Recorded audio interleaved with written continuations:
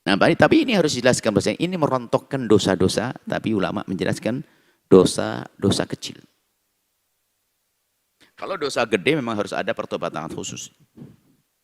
Dalam riwayat disebut idza tuniba, idza jtanabat, idza jtaniba atau idza jtanaba huwa, idza jtanabal kabaira.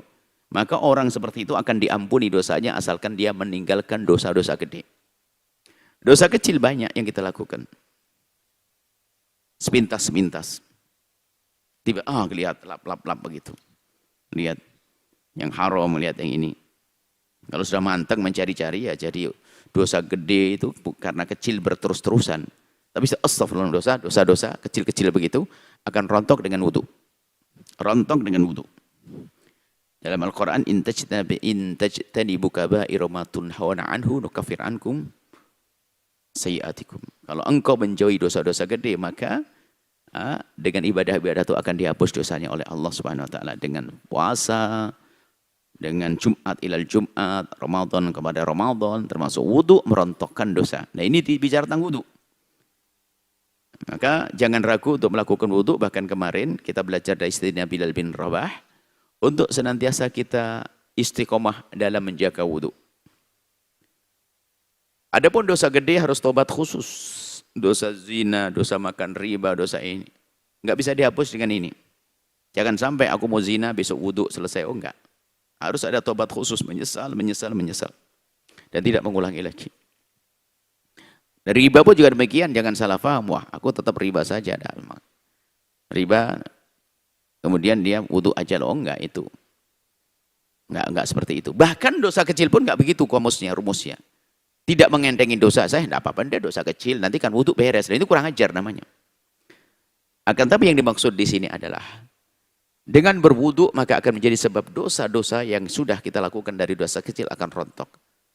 Bukan mengentengkan dosa kecil, bukan rencanakan. Kan ada ini salah paham, kan dosa kecil. Coba kita cari ini dosa gede, kecil kan, kecil. Kemudian nanti kan wudu rontok, sholat rontok. Itu enggak begitu. Itu menjadi gede, karena apa? Dosa kecil kalau kita remehkan jadi gede. Yang dimaksud di sini adalah kehidupan kita ini. Tanpa kita merencanakan tiba-tiba terjadi dosa-dosa kecil. Itulah. Bukan kita mengentengin. Nah, ini bisa salah paham santri ngantuk itu.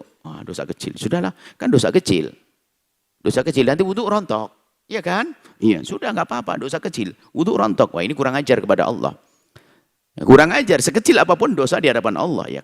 Makanya dosa gede segede apapun, kalau sudah terjadi kemudian orang tersebut menyesali dosanya, lalu mohon ampun kepada Allah, akan kecil, bahkan bukan kecil, akan hilang dosa itu.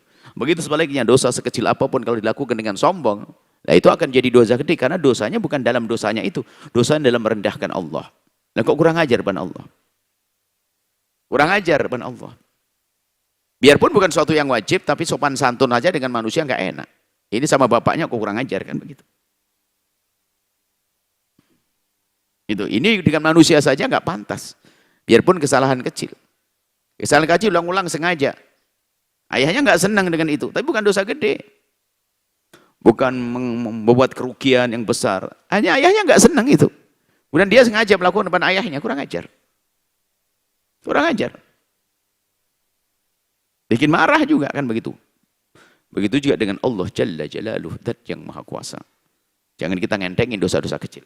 Setelah Anda menyaksikan video ini, jangan lupa berselawat kepada baginda Nabi Muhammad sallallahu alaihi wa alihi wa sahbihi wasallam.